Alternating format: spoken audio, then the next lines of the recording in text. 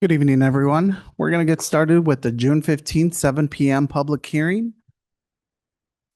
Secretary, call the roll, please. Valencia, Here.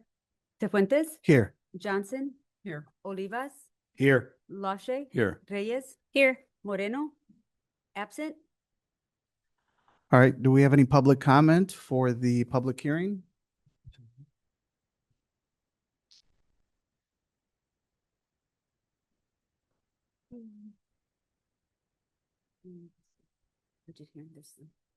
All right. No public comment, so move on to the discussion on the FY26 budget.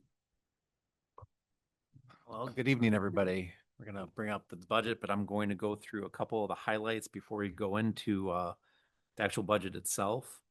The first thing that we did to update in budget was the beginning fund balances. We got it off of the FY25 AFR, so now they're matching.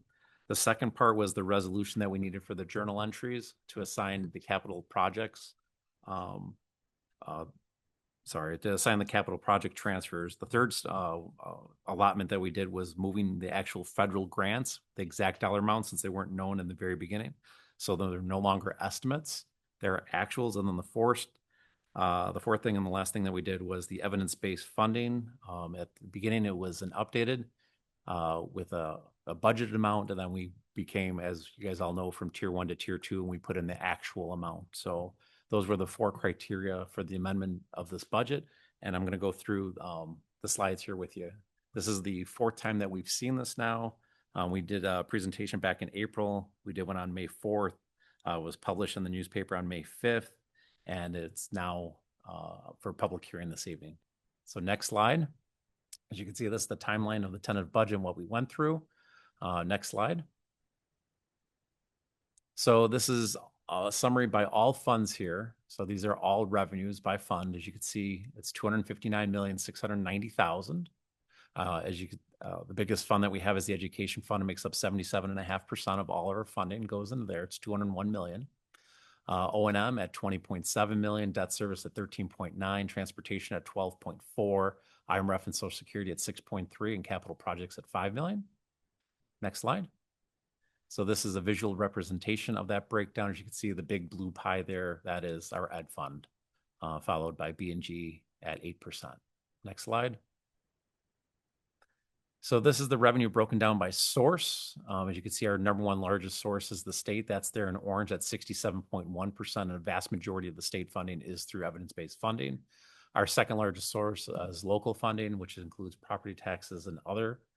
And then federal made up at $27.3 million for a grand total of $259.6 million. Next slide. Here's a summary of expenses.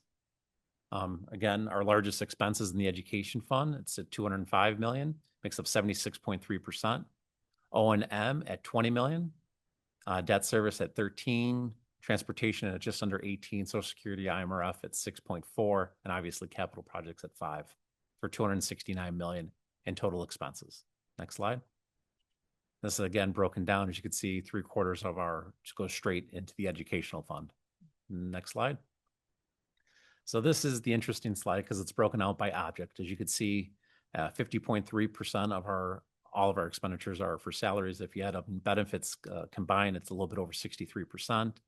Purchase services are $55 million, supplies materials at 14, capital outlay at 6.5, other objects at 21, and then non-capital outlay at 1.2 million. Next slide.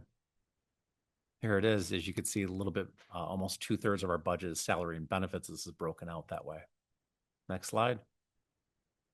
So in summary, our revenues are $259 million, expenses are $269 with a $9.3 million operating deficit for FY26.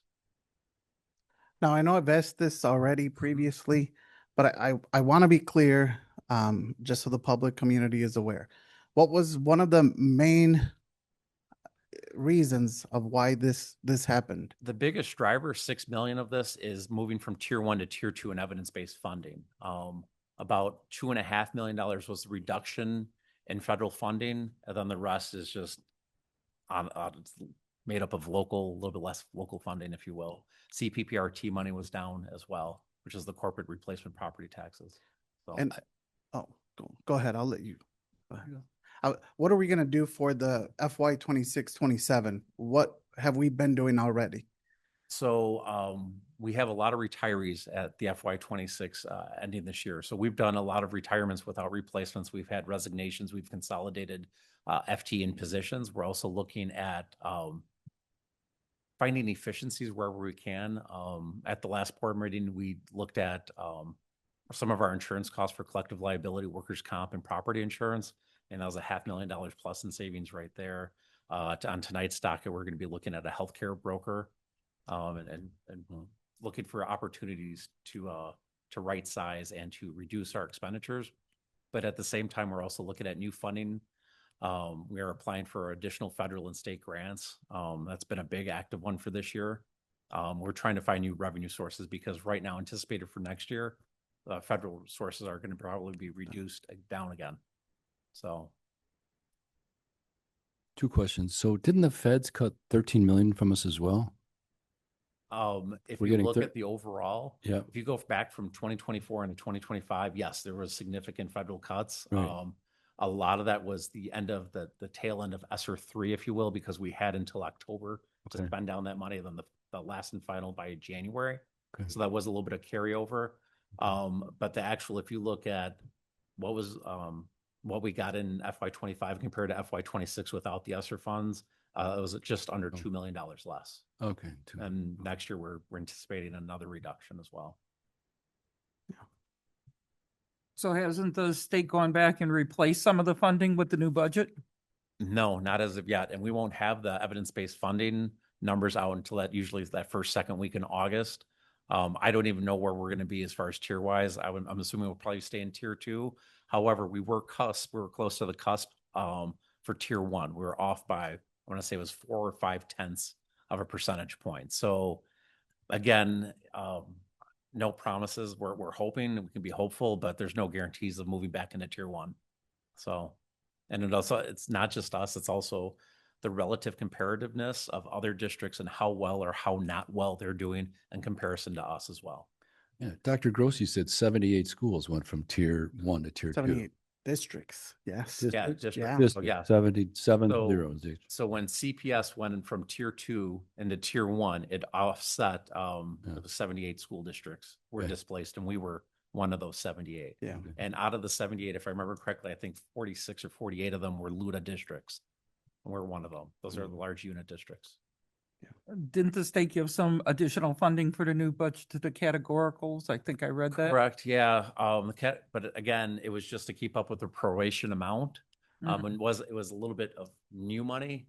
But even if you add up all of our categoricals, they're still not touching anywhere near the evidence-based funding. Mhm. No, I mean, we'll be lucky to get $200,000-300,000 of additional funding in categoricals right now. Mm. Any other questions? Any other questions? All right. All right. We've got a motion to approve the FY 2026 amended budget. So move. Second. Any discussion? Secretary, call the roll, please. Yes. Cefuentes, Yes. Reyes, Yes. LaShay, Yes. Olivas, Yes. Johnson, Yes. All right, motion to adjourn. So moved. Second. Secretary, call the roll, please. Cefuentes, Yes. Valencia, Yes. Olivas. Yes. LaShay, Yes. Johnson, Yes. Reyes. Yes. All right, we're going to move on to the regular Board of Education meeting for June 15th, 7 p.m. Secretary, call the roll, please. Here. LaShay, Here.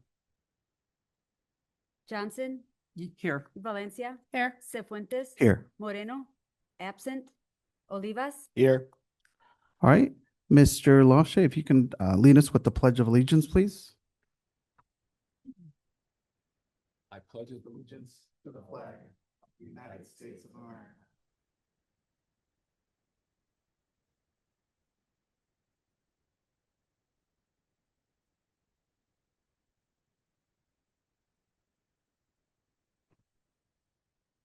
All right, we're gonna move on to public comment.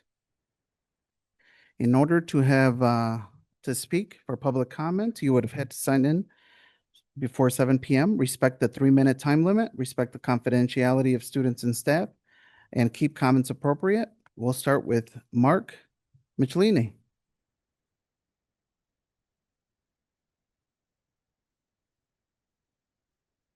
Hello, I'm Mark McLeany. I'm a 1977 graduate of East Aurora High School, and I'm happy to be here.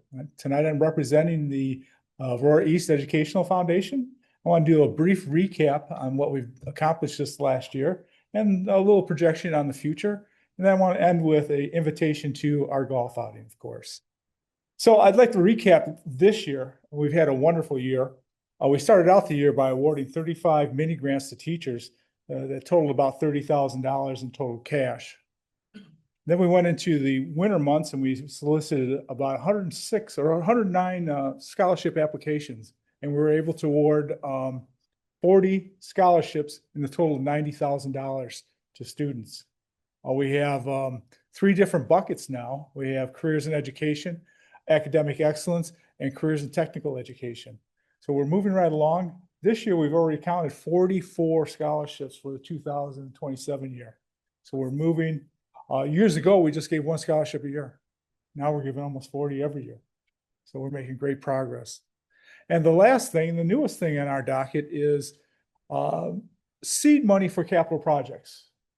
So this year, we were able to set aside $125,000. And we talked to Dr. Halverson, and we identified the scoreboard as being an issue for the teams. That we keep hitting it with the footballs, which is another problem. But we were more than happy to help out and make a change going forward.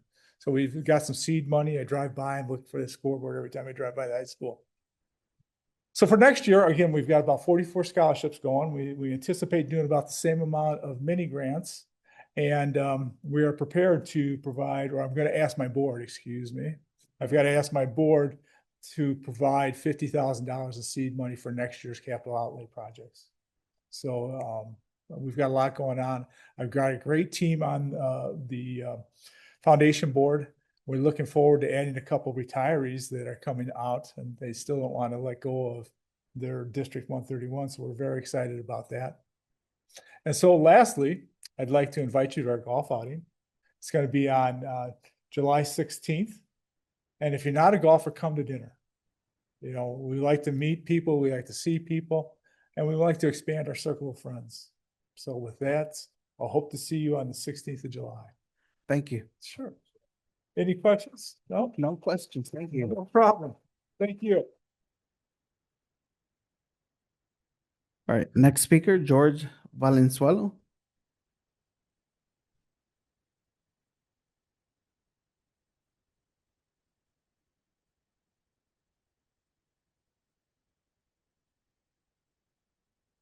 Good afternoon. I'm Jorge Valenzuela. I just had a comment because I grew up, graduated from East Aurora, grew up Beaupre, Waldo. My daughters are currently going to Bardwell and high school. And what I've noticed, I understand academics is the important part of school, but I've noticed that some of the kids that are into sports, we don't have the correct equipment for elementary schools. We don't have the correct sports teams. When they get to middle school, it's like they're learning in middle school when other districts are learning in elementary school. So when our teams go against their teams, it's like we're learning and they already have it all down. Once you can see it in the high school games, high school volleyball, high school soccer. It seems like some of those kids are just learning when we should be teaching them in elementary, when it's easier for them to develop those skills. Softball, they don't have the cleats. We didn't get anything to tell us this is what your kid needs for this sport. I think you guys should put a little more money into it because some of those kids do want to grow up and be athletes. So it's kind of unfair to them to not have the right equipment, not have the right coaches. Some of those coaches are just an art teacher that doesn't even know the rules of the game.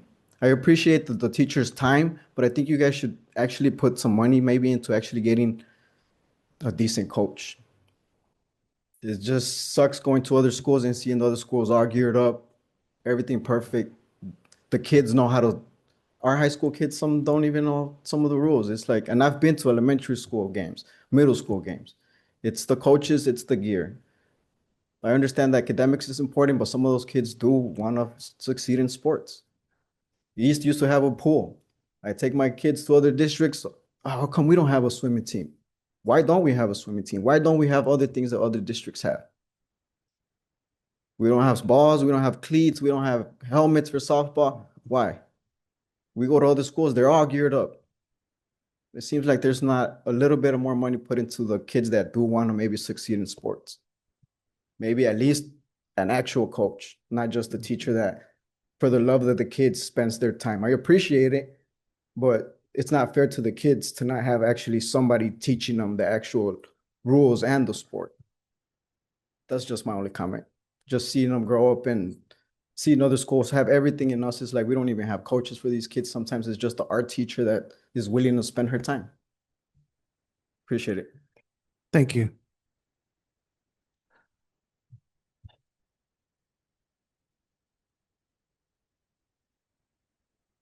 All right, let's see here. So moving on to communications from the superintendent, Dr. Halverson. Yes, I'm going to grab onto Miss Walker's community relations report. And this evening, I want to highlight for my first communication from the superintendent under the community relations report. We have now got our Aurora, East Aurora African American Parent Association up and active again. And I'm very excited about that. We've got some parents and community members who have taken on the charge of taking on leadership with us. So I just wanted to highlight that as we kick off because there is a great event this Saturday. At the African American Men of Unity are putting it on at Martin Luther King Park. And we're actually going to have a meet and greet with our newly established board for our African American Parent Association group there. So I just wanted to make sure we got the information out there publicly and also recognize a couple of our board members who are able to join us this evening. So if I could have Chair Miss Mary Foltz stand up for me, please.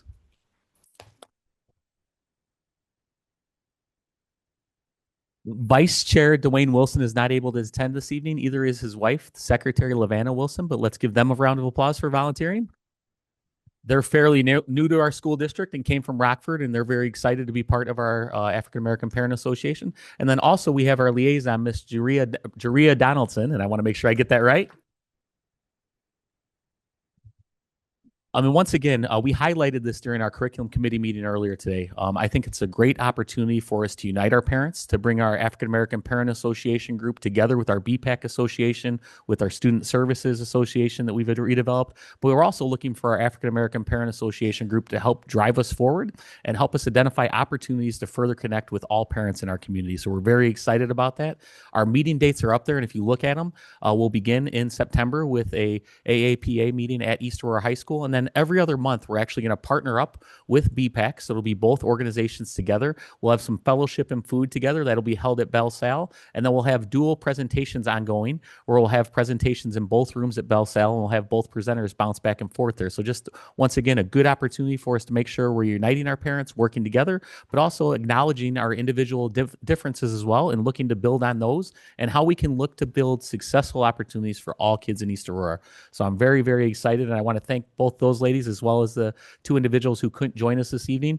We've had a lot of meetings so far, and we've got some more planned this summer. Our next planning meeting is July 2nd, where it's our board meeting together. We're doing that one virtually, but we're going to have some great opportunities for our community. We've already started planning out our topics of conversation for next year as well. Can I have the next slide, please? And this is just highlighting, once again, the African American Men of Unity is having an event this Saturday, 2:30 to 6:30 at Martin Luther King Park. We've got our new t-shirts will be unveiled. Those are just our starting ones, but we'll have our t-shirts there. We'll have some magnets that lay out all of the events we have. We'll also have some advertising materials. We'll have t-shirts to give away to parents, and we'll also have a drawing for some wonderful items as well. We're really just looking to get our parents involved, gather feedback from them, and talk about next steps that we can have to support all students in East Aurora. So once again, ladies, thank you for taking the time out of your evening to come in and volunteer. And thank you again for volunteering to be part of this movement for us. We're really excited about it. I know that those meetings I've left very inspired, very tired because we talked a ton, but very inspired as well. So thank you very much for being a part of that. I truly appreciate it.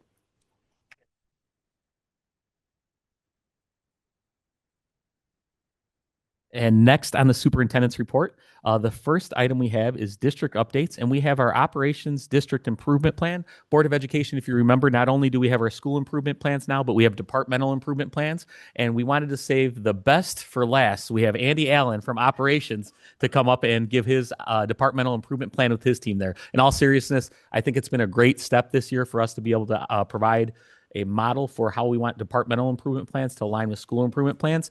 And Andy is the final group that's going with his operations department. And this is something with the board's approval that we'll look to continue next year as well, because I think it's a good opportunity for the board to hear from all of our departments there. And I'll turn it over to Mr. Allen.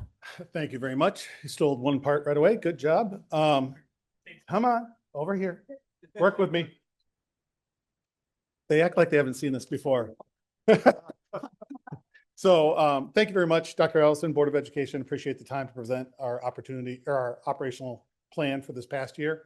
Want to introduce our team. We have Dr. Paula Cardona, Executive Director of Information Systems, Ashraf Kawash, better known as AJ, Director of Operations, Gladys DeLucio, Director of Transportation, and Jeff Winsek, our Safety and Security Manager.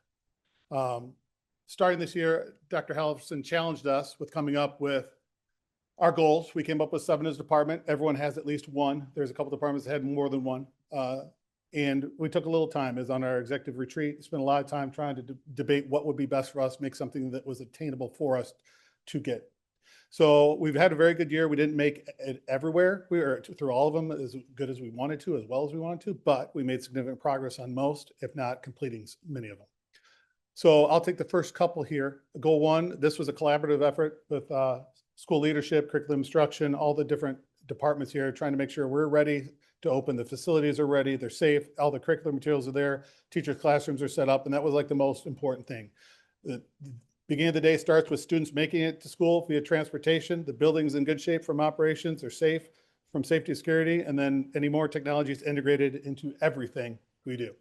So all that was ready for day 1. I think we had a very successful year. It was more successful than I say from the student academic side and the registration side than we ever have been. We had a lot more people and not doing late registration and pieces like that through all the work that all of us had done.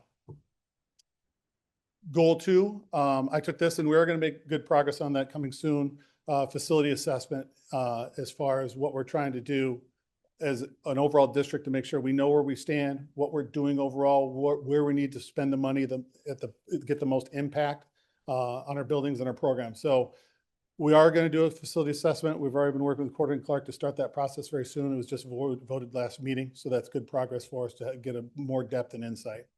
We've also been working with ComEd to do some other high-use electronic facility pieces to see if there's ways for us to spend a little bit of money to save a lot of money over a period of time.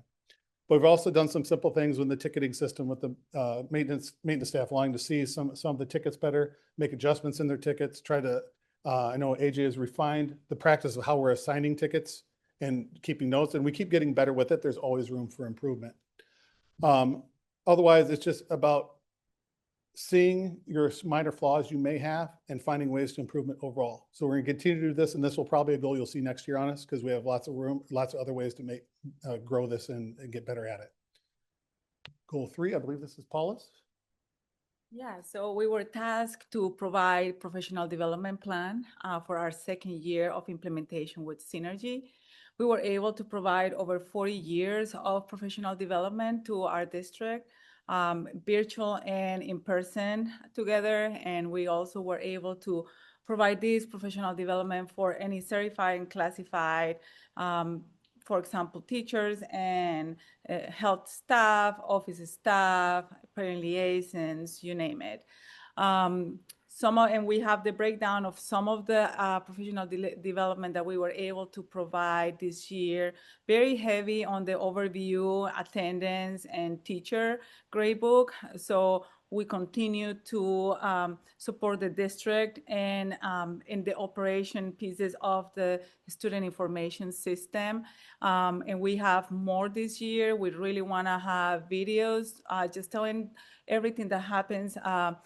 There is an update that happens on a yearly basis. So we want to have a video just showing the enhancements for the student information system and continue to just build capacity at this point. providing just more professional development. And for our third year, we feel people are a little more comfortable using the system, and we're happy to see the results.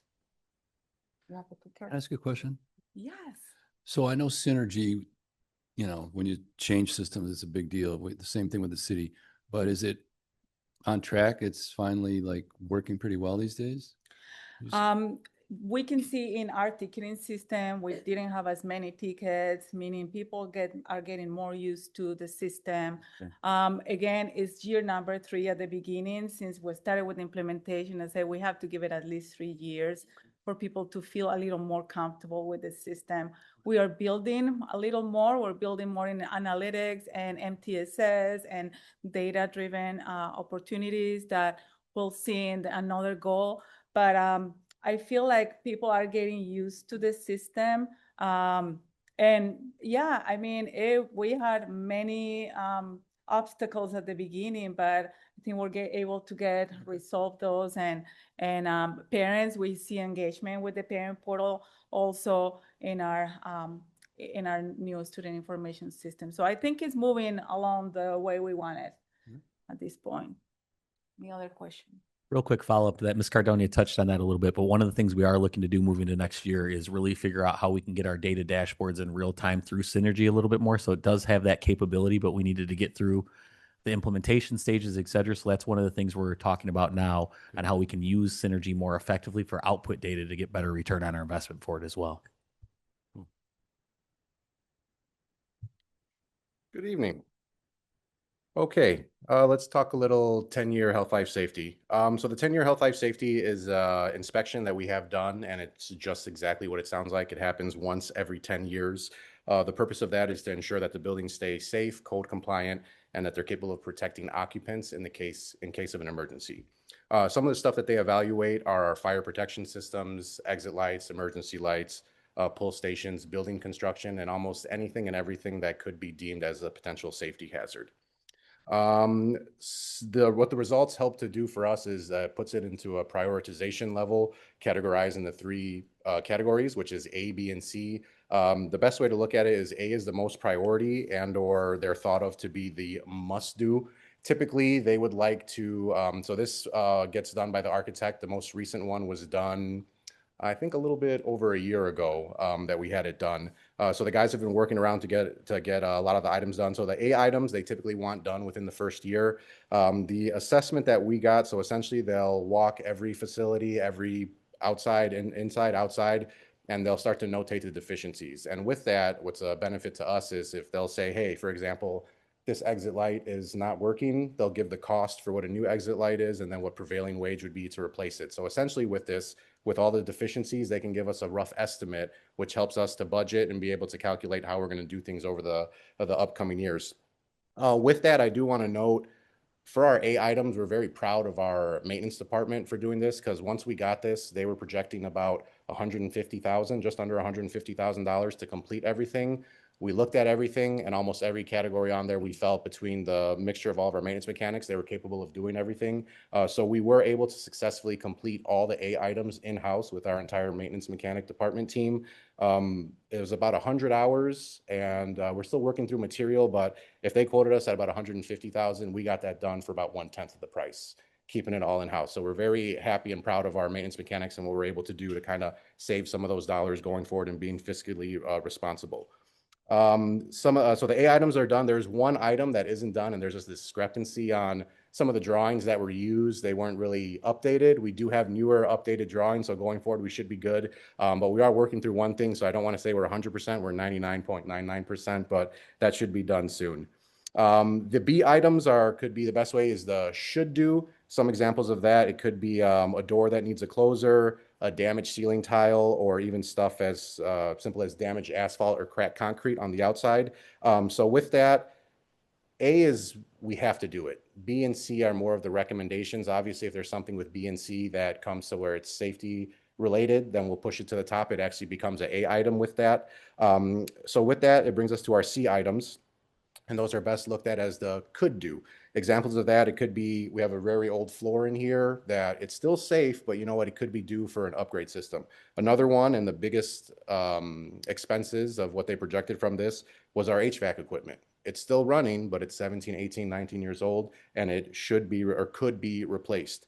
Some of the totals that we have, all the A items totals for all of our buildings, like I said, for the district was around 150,000. The B items was about 3.2 million, and the C items was 10.4, totaling the health, life, safety inspection for, and this is just estimates, 13.75 million. With that, we see that this was just the projection that was given to us of what it could cost. We're very confident that we can do a lot of this in-house. And then just a quick point before I pass on. The biggest items were Simmons, totaling 1.2 million, high school totaling 5.5, and Oak Park totaling 700,000. A lot of these items were at the high school, 1.5 slated to replace the 2 boilers. Those are already being replaced and in the system. There was about 2 million for RTU units. Those are all have been replaced last year or are being replaced right now. 500,000 for Univents. Again, those are all being replaced.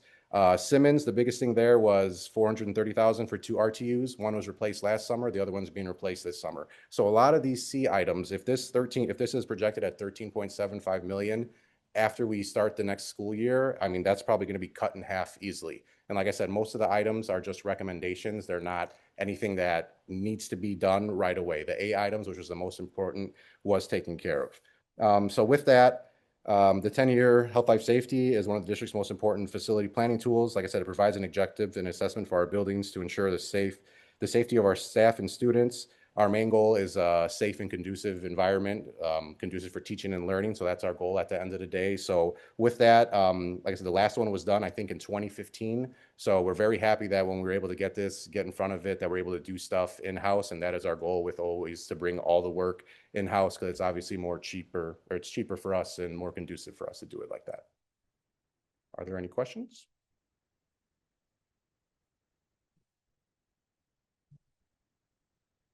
Good evening. So transportation had 2 great milestones this year. The first one was we instituted our First View 1.0 app. That is the tracking GPS device for all parents, students, or any caregivers that need to find out where the bus is. Now students can't say, well, the bus never came. The bus did come. Parents are able to notice. You set parameters on the GPS of when they're 200 feet, 300 feet. You set those parameters so that they know the bus is coming, right? If the bus is running late, that's how they're going to get their notification. Before, we really didn't have any way of notifying them. So this is a great thing that they get an automatic text that tells them whether it's 10 minutes late, 5 minutes late, so that they know whether to send their students out to the bus. It also gives parents notification of when the bus arrives to the school so that they know that their student has been delivered as well. Same thing in the afternoon, it'll tell them when the bus arrives to the school and then when they arrive to the bus stop. So they're able to always monitor the bus at any time. The only time that they may not is if it's a substitute bus driver, which we try to send a message out just indicating that the service is downed. So that has been a great response from parents. It was a learning curve at first because a lot of parents aren't tech savvy. So we did a lot of, role playing of how to get in there, how to make sure that they know how to navigate. And then also just the opportunity that it's also on the student's phone, the parent's phone, and or any caregiver's phone. So that was very exciting and it's been going phenomenal. Another thing that we instituted this year was the First Student Halo Behavior, which is our online automatic student conduct referrals for busing. So that goes automatically electronically to the schools. We've designated principals, assistant principals, and or deans to get those reports. And it's really nice because it gives the driver the opportunity to know what happens with those reports, right? So many times they don't want to write up students because they feel like it goes on deaf ears.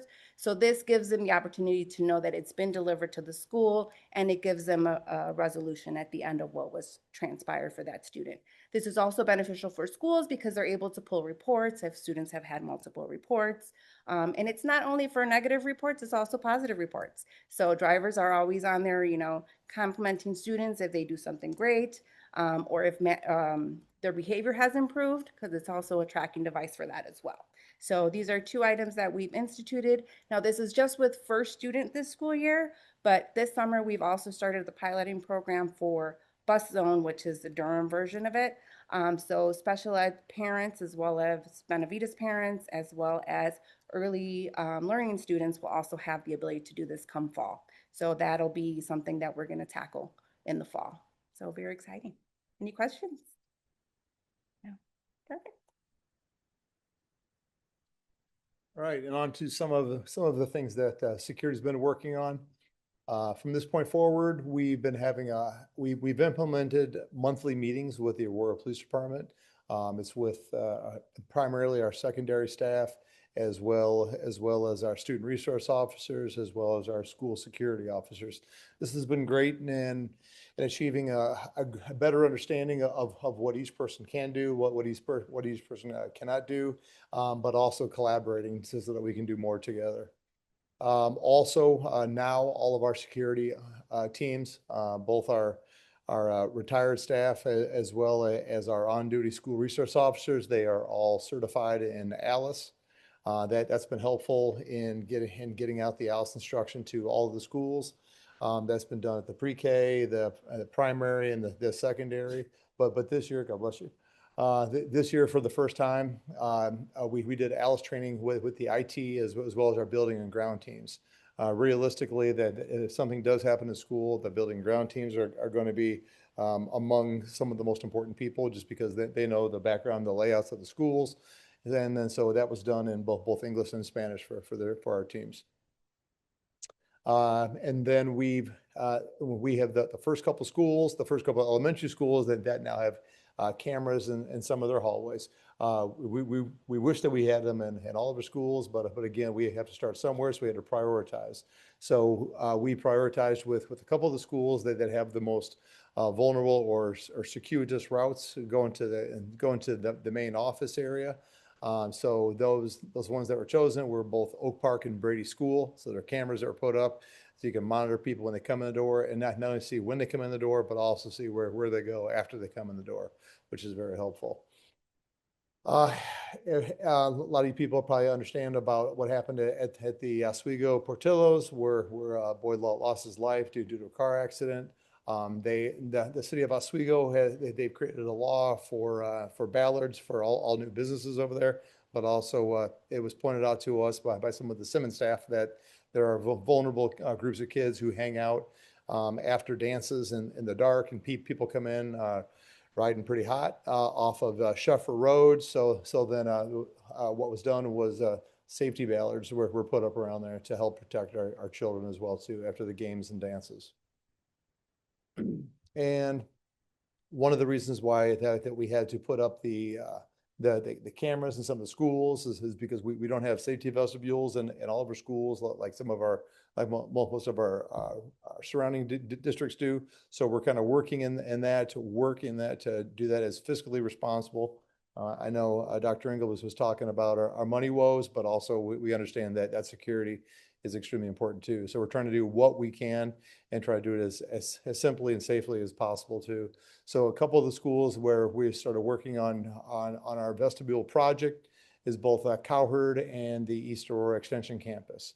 Over here, they installed security glass as well as document ports so that you can start vetting people. Phase 2 of that process will be installing a locker/buzzer system, and then after that, putting up shatter-resistant break film that would be on the glass itself.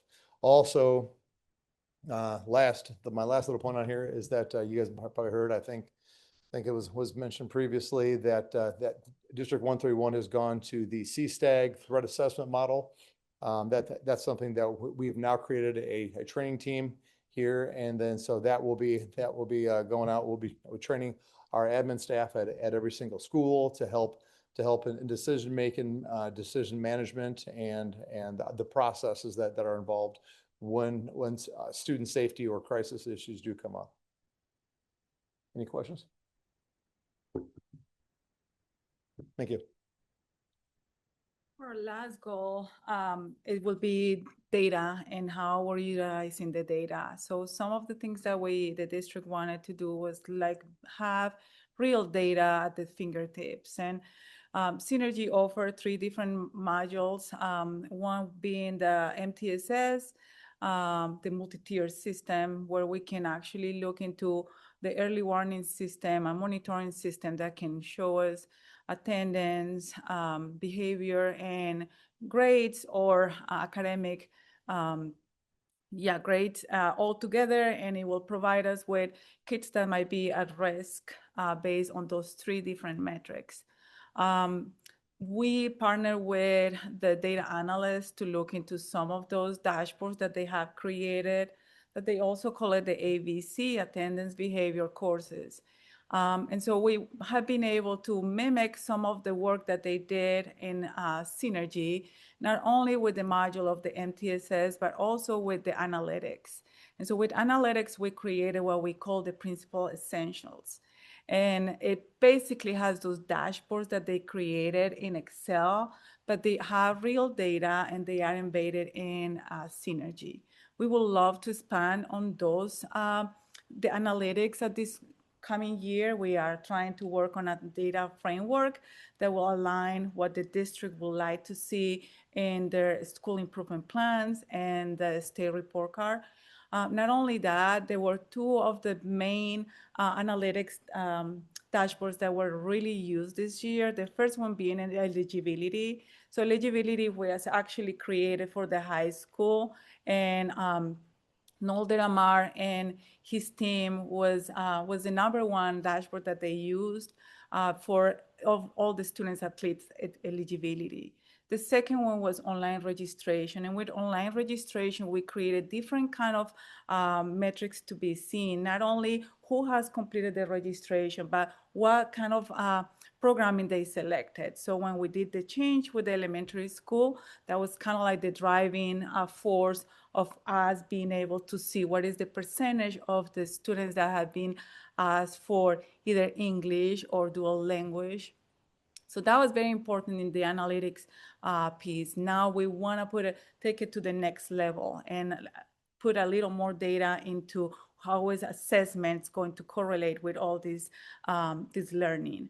MTSS is not only looking into that monitoring system, but we can also start working and align that with the MTSS practice. It's a huge module to actually keep building. And so we just started with Synergy.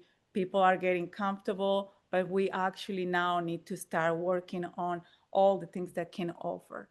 Attendance, we had attendance letters. I know John worked really close with our team, creating the attendance letters that the parents will receive every time that the students are missing in school.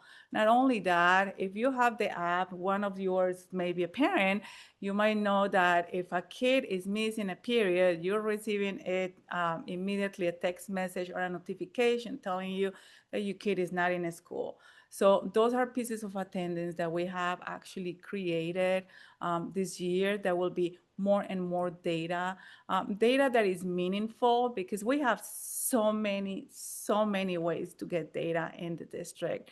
But we really want data to be meaningful and that drive different initiatives. And so we think that with the data framework that we're putting together, plus the tools, we can make Synergy and a tool for actually being used in that capacity. I just want to make a quick comment here. Sorry, before you guys move on.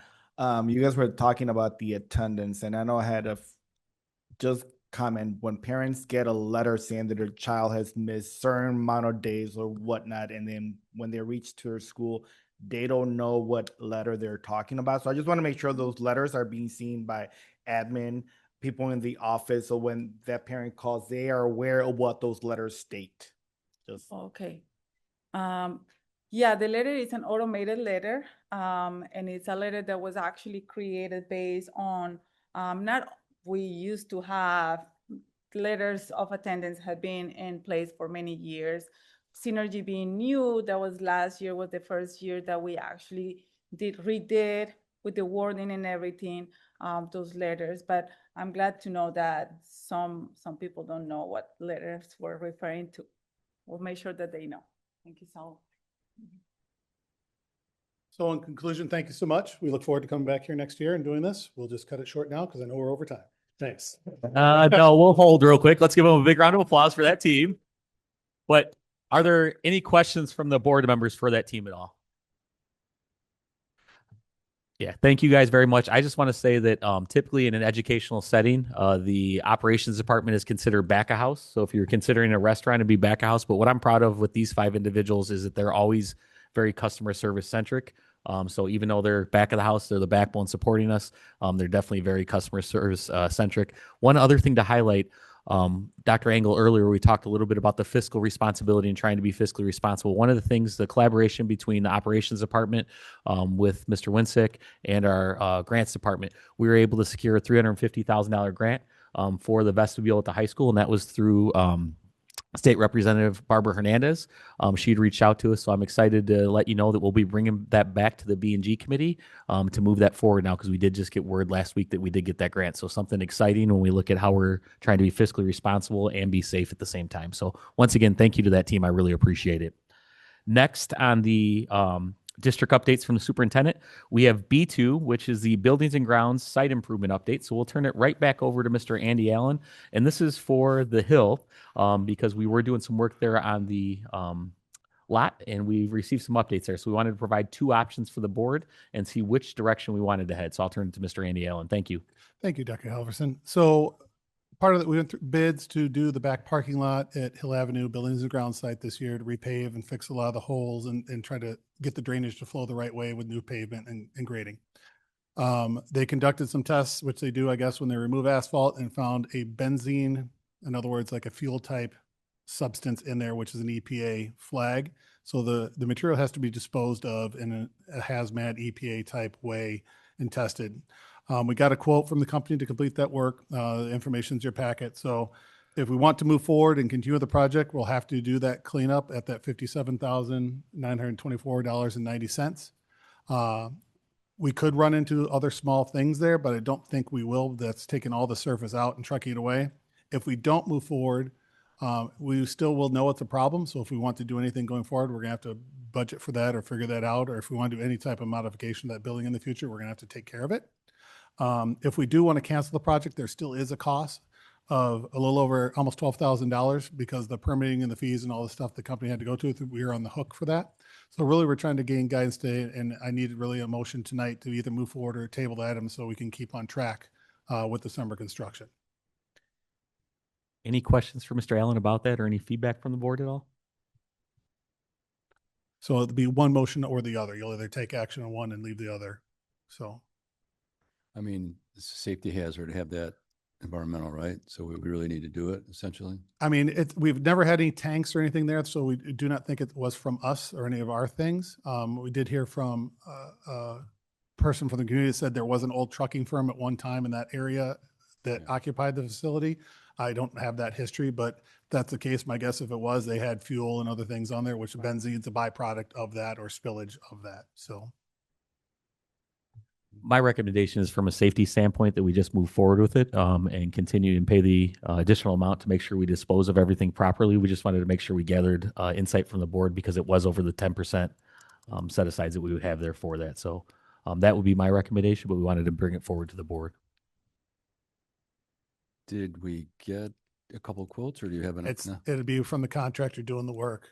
Okay. Oh, Already. He won the bid, or the company, Schroeder Asphalt won the bid already to do the job. Okay. So this is, if we're going with another contractor, we actually would have to back out of that, pay the $11,000, rebid it and do all that again, I believe. Yeah. And there's some Slow down legal our pieces timeline with at the that point with rebidding the summer too. as well. Yeah.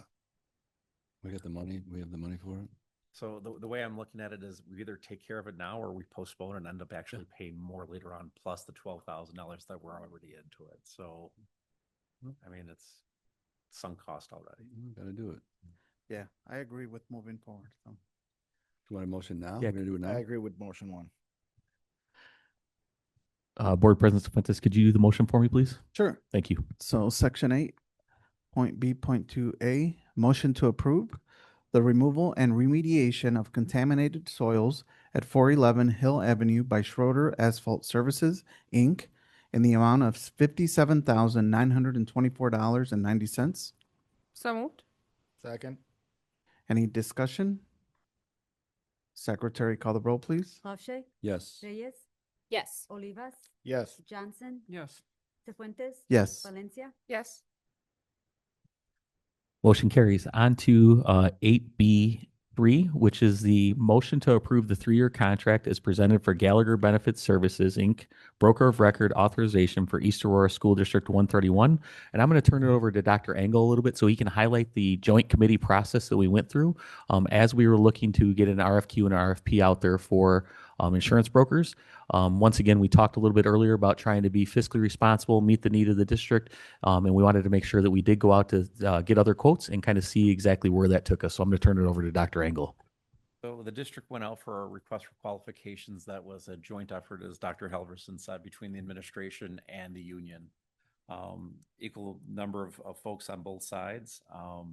Insurance committee was comprised, like I said, of union and administrator, and there were we had 5 brokers that submitted qualified their qualifications based off of the RFQ that went forward. The RFQ was co-created by us and our attorney, Robin Schwartz, which was nicely done. After 2 rounds of interviews, Gallagher Benefit Services, Inc. was selected as the committee to be the most qualified broker. Their experience in the school setting and along with their options of their co-op made them really attractive. The next steps would be to enter into a contract with them being broker record, and then they will go through our history and solicit, obviously, different vendors and Blue Cross Blue Shield and come back with pricing. The pricing will take a little bit of time here, but this would be the next step in the process. So tonight, Gallagher is actually here tonight. They're in the first row there. If the Board of Education has any questions or anything else like that, they are here as well. Dr. Engel, just to clarify real quick too, when we go out for the RFQ there, we're looking at both the self-insured model and the co-op model is what we're Correct. taking a We're look at looking at at this both point. models. Perfect. Correct. It's Thank either you. going to be a standalone self-insured or looking at the co-op model. And it'll be up to the committee to kind of decide which avenue we're going to be going down. Again, the key thing is a joint committee, and it's a nice working environment. Very collaborative process so far. Any questions for Dr. Engel or for Gallagher as they're here with us? Okay. Board member. Do you guys do any school districts? That's all they do. Okay.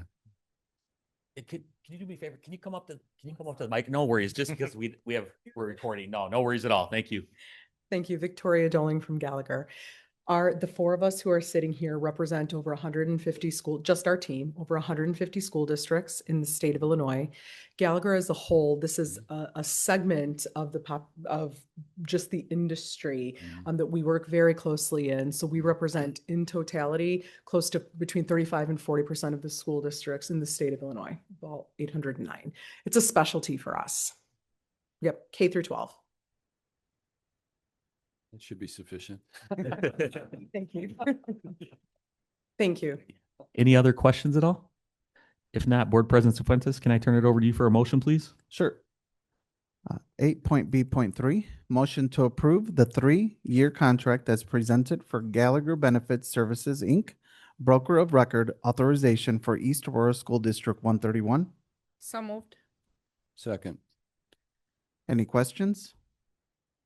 Secretary, call the roll, please. Cefuentes. Yes. Valencia. Yes. Olivas. Yes. Johnson. Yes. Reyes. Yes. Lache. Yes. Thank you, Board President Cifuentes, and that concludes my report. All right, before we go into the consent agenda, I just would like to take a moment to recognize Lisa Morales on her final board meeting before retirement. For many years, she has been a constant presence at this board table, serving our district with professionalism, dedication, and integrity. While much of the work happens behind the scenes, her contributions have been essential to the success of this board and the district as a whole. On behalf of the Board of Education, our administration, staff, students, and community, I want to express our sincere gratitude for your years of service and commitment to District 131. We wish you a happy, healthy, and well-deserved retirement. Thank you.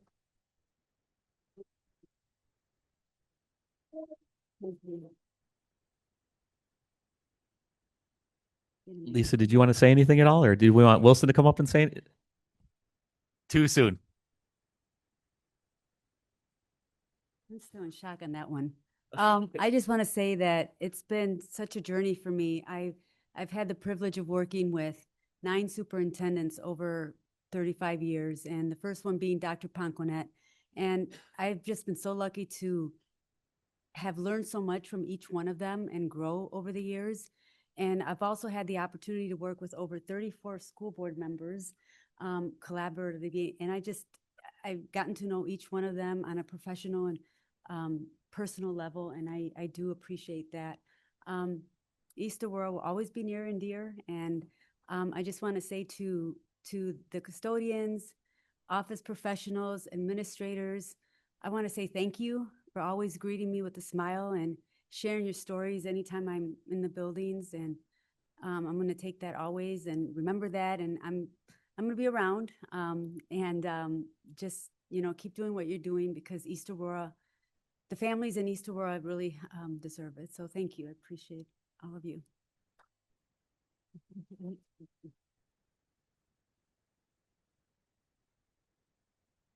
All right, thank you. Moving on to section 9, motion to approve the following consent agenda as listed. So moved. Second. Any questions? Secretary, call the roll, please. Reyes, Yes. Valencia, Yes. Johnson, Yes. Lache, Yes. Cefuentes. Yes. Olivas. Yes. All right, moving on to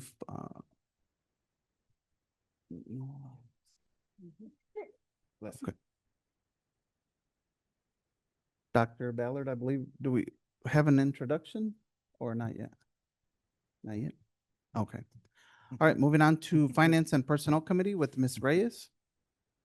Good evening, everyone. Buenas noches a todos. The Finance and Personnel Committee meeting was held on June 1st, 2026 here at the Admin Center and was called to order at 5:30. There were no public comments that night.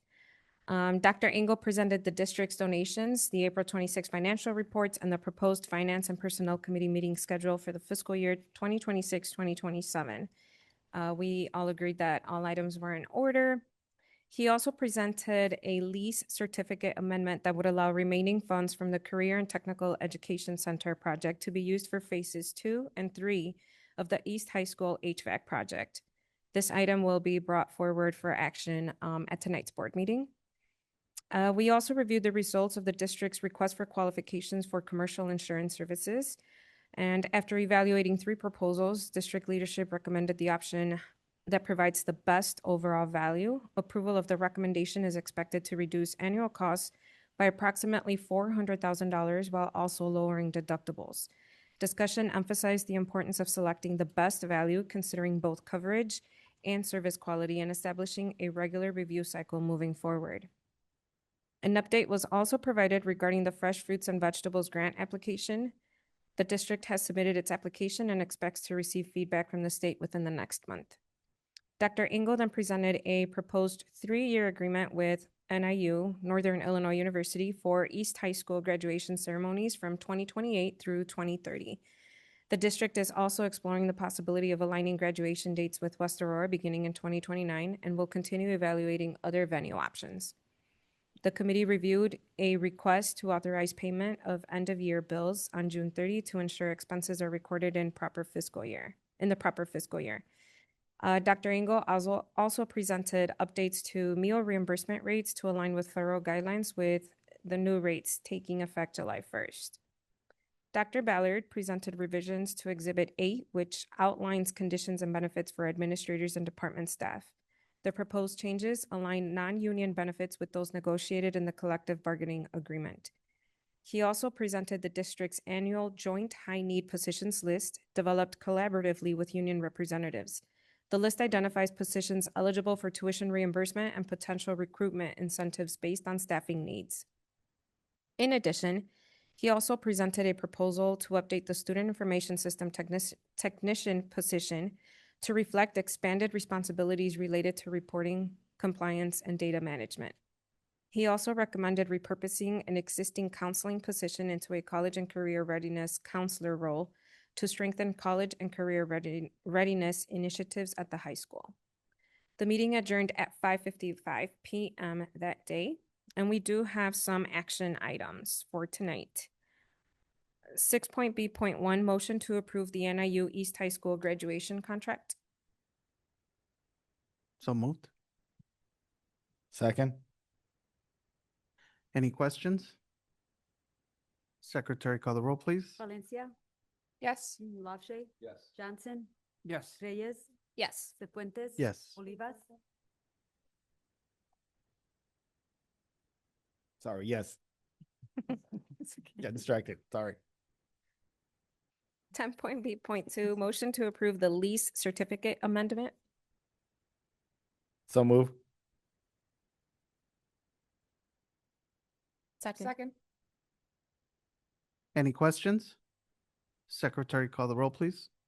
Cefuentes. Yes. Valencia. Yes. Reyes. Yes. LaShay. Yes. Olivas. Yes. Johnson. Yes. 10.B.3, motion to approve the end of year bills. So move. Second. Any questions? Secretary, call the roll, please. LaShay. Yes. Reyes. Yes. Valencia. Yes. Cefuentes. Yes. Johnson. Yes. Olivas. Yes. 10.B.4, motion to approve the joint high needs position list. So moved. Second. Any questions? Secretary, call the roll, please. Cefuentes. Yes. Olivas. Yes. Valencia. Yes. LaShay. Yes. Johnson. Yes. Reyes. Yes. 10.B.5, motion to approve the conditions and benefits summary for administrators and department staff, Exhibit A. So moved. Second. Any questions? Secretary, call the roll, please. Reyes. Yes. LaShay. Yes. Johnson. Present. Valencia. Yes. Cefuentes. Yes. Olivas. Yes. 10.B.6, motion to approve the reallocation of one existing school counselor position at East High School to high school, college, and career readiness counselor effective for the 26-27 school year. So moved. Second. Any questions? Secretary, call the roll, please. LaShay. Yes. Reyes. Yes. Olivas. Yes. Johnson. Yes. Cefuentes. Yes. Valencia. Yes. 6.B.7, motion to approve the meal expense rates as presented. So moved. Second. Any questions? Secretary, call the roll, please. Olivas. Yes. Valencia. Yes. Cefuentes. Yes. Reyes. Yes. Johnson. Yes. LaShay. Yes. The next finance committee meeting will be held on Monday, July 6, 2026 at 5:30 here at the Admin Center. And that concludes my report. All right, thank you. Moving on to Curriculum and Programs Committee with Ms. Valencia. Good evening, everyone. Buenas tardes a todos. The Curriculum and Committee meeting met today at 6 p.m. Here at the Admin Center. I will be providing the overview at the next board meeting. But we do have an action item for today. We have a motion to approve the purchase of the Curriculum Associates iReady English and Spanish benchmarking and personalized learning platform in the amount of $615,116.83. So moved. Second. Any questions? Board President Cefuentes, before we vote on that one, can I just have Dr. Engel provide an overview of the cost savings with the transition there, just because we did go through that at the curriculum meeting tonight? Dr. Engel, could you just go through that briefly, please? Yeah, absolutely. We currently use NWEA MAP for our benchmarking assessment, and we are looking to transition to iReady for our benchmarking assessment in English and Spanish. We currently use them for mathematics in that purpose. The cost savings actually would be a savings over that 4-year period of $30,000. While we would still get the benchmarking assessment, just like MAP would provide, we actually would get an additional personalized learning component that is not yet part of our other services. So we would have the same assessment provided for assessing English, assessing Spanish, and assessing math. Thank you, Dr. Engel. All right, any questions from anyone? Secretary, call the roll, please. LaShay, Yes. Reyes, Yes. Johnson, Yes. Cefuentes. Yes. Valencia, Yes. Oliva. Yes. All right, moving on to Building and Grounds Committee with Mr. Lofshay. Yes, thank you. We had a meeting on June 1st, 6 o'clock here. First, we talked about the facility assessment update. Mr. Allen went out and got 3 bids. And we finally settled with Cordigan. They were the lowest and they know the buildings. As far as transportation, under the McKinney-Vento Act, our current provider cannot accommodate all of our needs. So the district is recommending we use Everdriven for a 1-year trial contract, which the committee agreed to. The emergency repairs at Fred Rogers have been completed. Summer projects have begun. There's another project. Well, we talked about that. Forget about Hill Avenue. Okay. East Aurora School Board District reached out to sell advertising on the new scoreboard. The person that was going to do it was the company's a little expensive, so we're trying to find other options. Installation for the new scoreboard is on time and should be ready for use in the fall. Food pantry elevator update. Mr. Allen had it checked out by our company that services it. This is the one that used by the Maria Winston Food Pantry. It was inspected during the month of May. The total elevator reported that the elevator needed some realignment, which has begun, and that there will be need to do some training for the use of elevator to ensure proper weights are being transferred via the elevator to avoid more issues.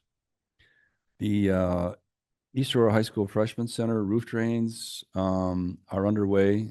They're not complete, but they're underway. Mr. Allen reported that the city of Aurora notified the district that water testing will take place in 8 schools, with the districts with more being used. So the district decided, our committee decided we were going to test all the buildings just for safety. Mr.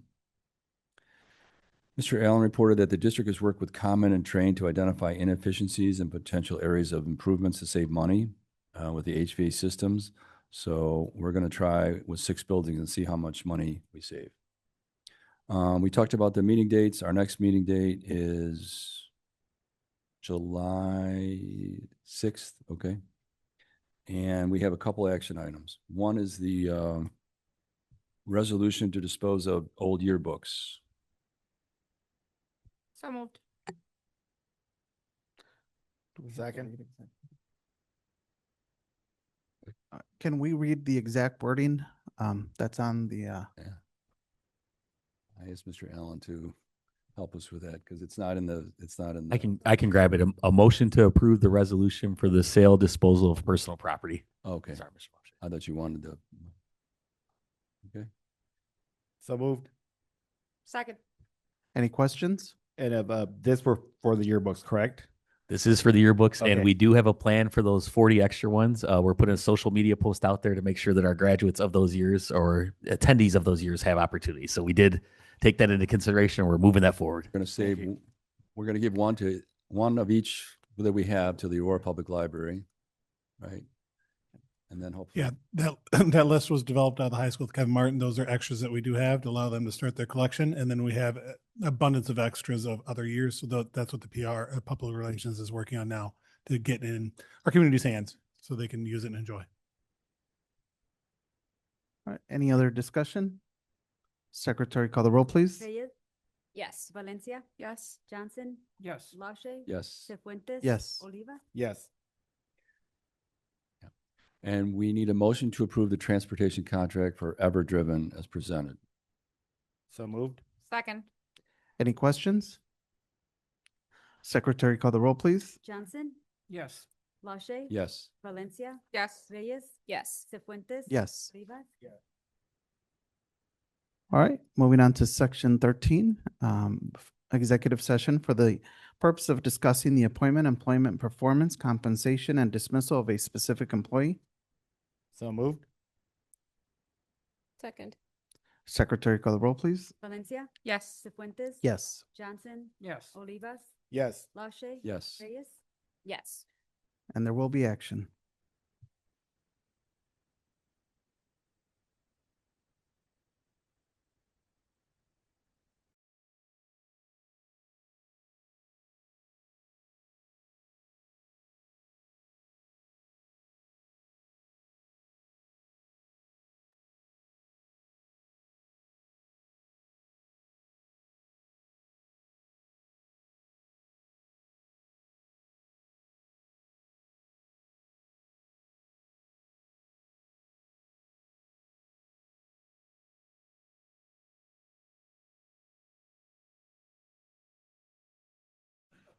Does Judd have to read anything? No, Judd doesn't have to read anything, right? Judd doesn't have to read anything? No.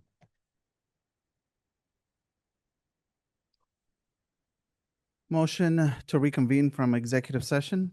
So moved. Second. Secretary, call the roll, please. Cifuentes, Yes. Valencia, absent. Olivas, Yes. LaShay, Yes. Johnson, Yes. Reyes, Yes. All right, moving on to section, let's see. Motion to approve the personnel report as listed. So moved. Second. Any questions? Secretary, call the roll, please. Reyes, Yes. LaShay, Yes. Johnson, Yes. Cifuentes. Yes. Olivas, Yes. All right, we do have a. Go ahead, sir. A couple of them. Yes. Thank you. Well, a few introductions this evening. First, we are pleased to announce Brad Weir as the new assistant principal for teaching and learning at East Aurora High School.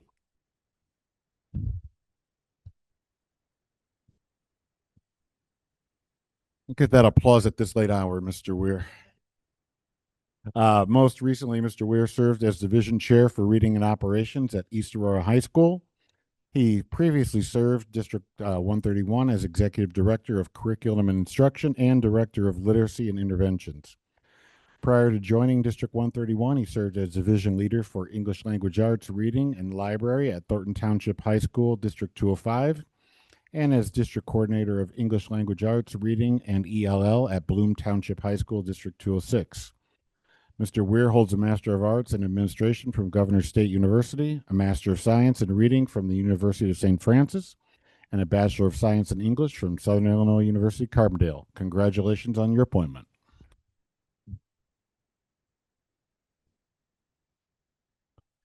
Next, we are pleased to announce Nicole Gorgine as the new middle school assistant principal at Waldo Middle School.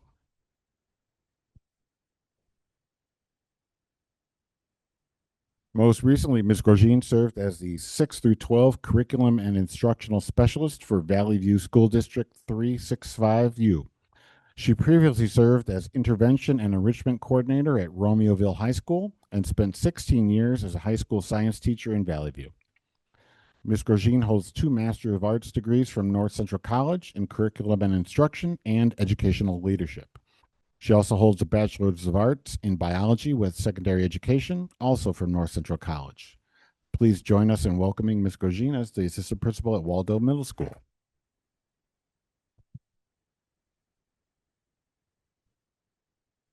Next, we are pleased to announce Megan Gailey as the new Division Chair for Science, Industrial Technology, and Family and Consumer Sciences at East Aurora High School.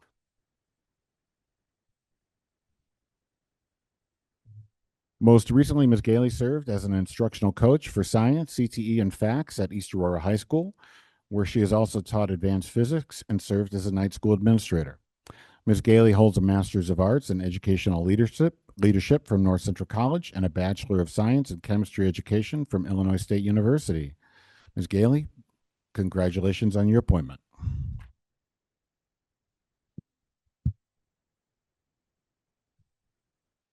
All right, moving on with the agenda here. We are not acting on the resolution on that one. So we are moving on to 14.c, approve the motion to approve the recommendation to terminate employment of support staff employee. Terminate employment of Tiffany Honeywood, a support staff employee in the district. So moved. Second. Any questions or discussion? Secretary, call the roll, please. Cifuentes. Yes. Olivas, Yes. Johnson. Yes. Reyes, Yes. LaShay. Yes. Motion to adjourn. So moved. Secretary, call the roll, please. Cifuentes. Yes. Olivas. Yes. Johnson. Yes. Reyes, Yes. LaShay. Yes. We're adjourned. 23.